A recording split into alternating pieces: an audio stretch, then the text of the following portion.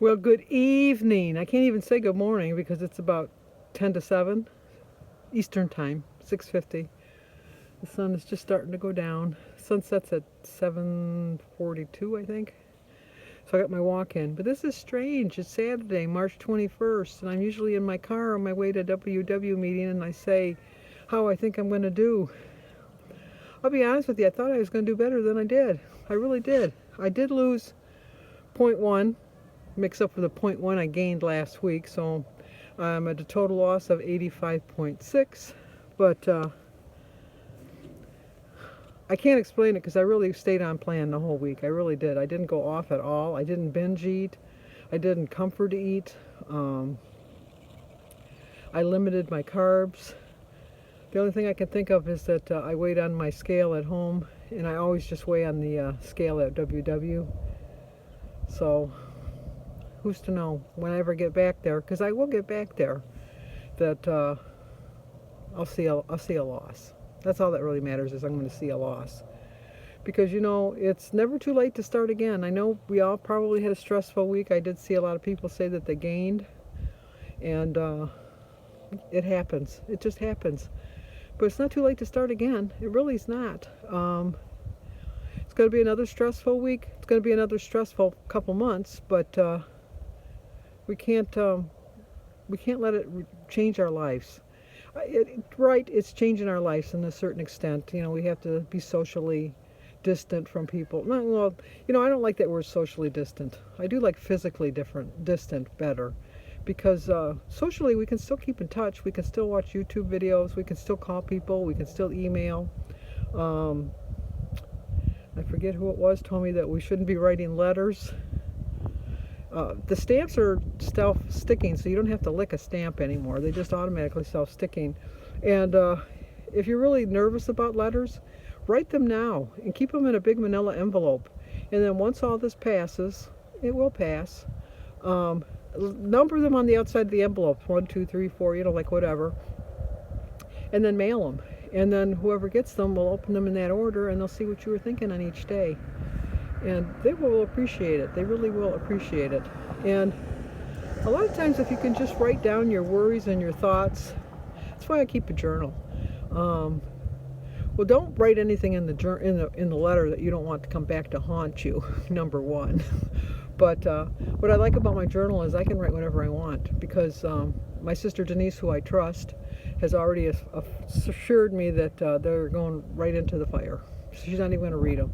And you know what? I'll be gone. What do I really care? I'll be gone. I mean, they might not have a good memory of me because some of the things I might have said, but then they'll realize it was in the moment and that I never expressed it to them. So they might be mad that I didn't express it to them, or they might be mad that I kept it to myself, and they might be mad that I even wrote it.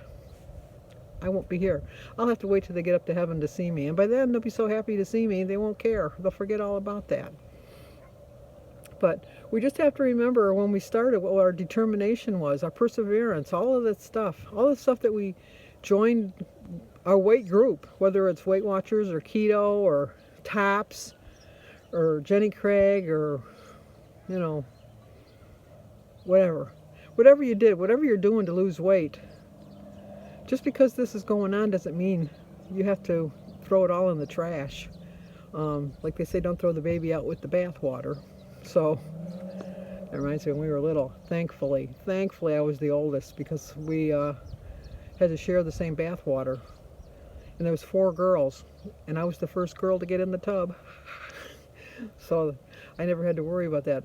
But by the time they got down to Denise and Mary, scummy. I don't take baths because I just feel like I'm wallowing in my filth. So I just take showers.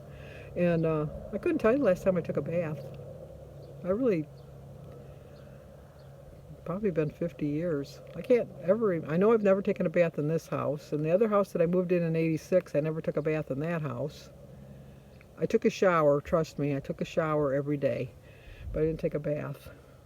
And then I didn't take a bath in the house where we lived till they fixed the tub, and even then I didn't, because it was a nasty mess, the tub.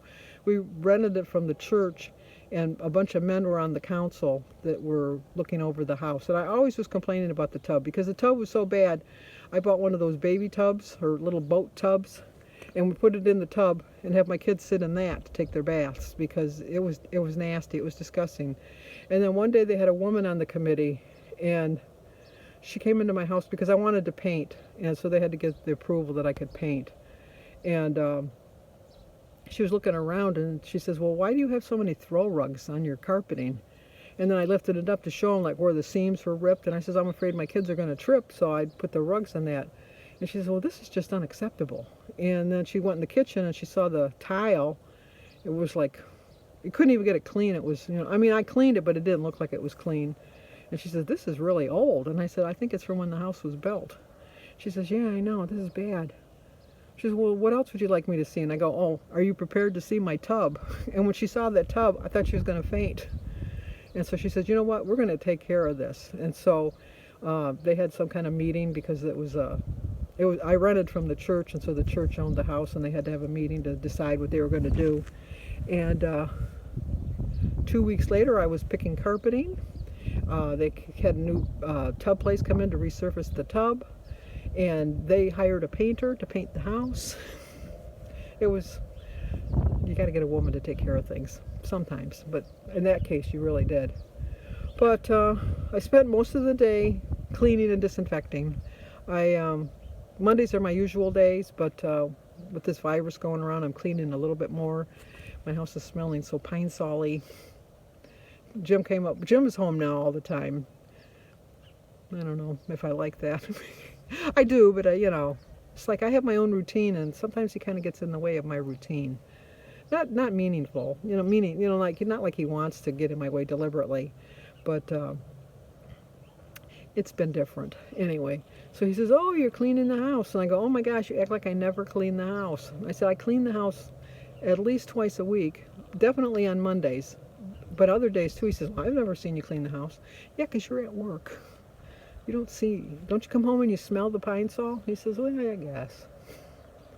But anyway, I've washed my hands so much.